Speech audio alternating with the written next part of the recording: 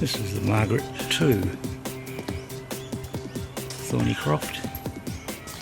I completely stripped the paint off and repainted her over a 2-month period. She's come up pretty well.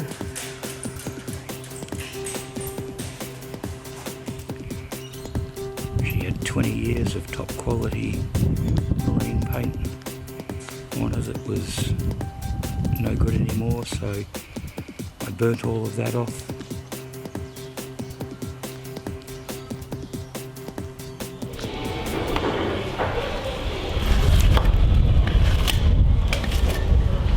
Yeah.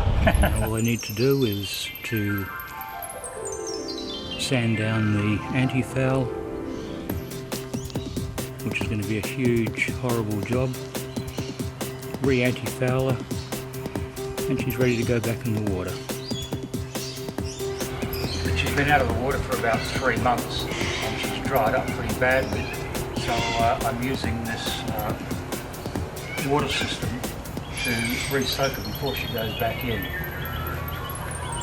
This is one of these little flat sprinkler hoses. It has little holes in it, and what happens is when the water's full, it squirts little drops onto the hull, and the drops go down and they will go into the seams where there's a tiny crack, and it will get into the seam. It'll then soak up the cotton, and that will act like a wick, and it will go right along the seam and soak up that cotton, which will then soak the plank edges. Normally I would do this inside the boat, but I can't with this particular boat because it has too many panels inside. But once I've put the anti-foul on, I will go inside with the hose and squirt the insides as much as I possibly can. And that's how you do it. It's a very good system.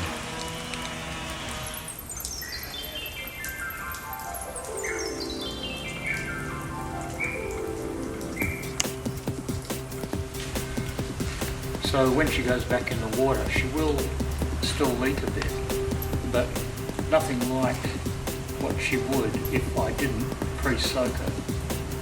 She'll leak for about 3 days, and then after about 3 weeks she'll be tight as a drum and collecting dust in the bilge.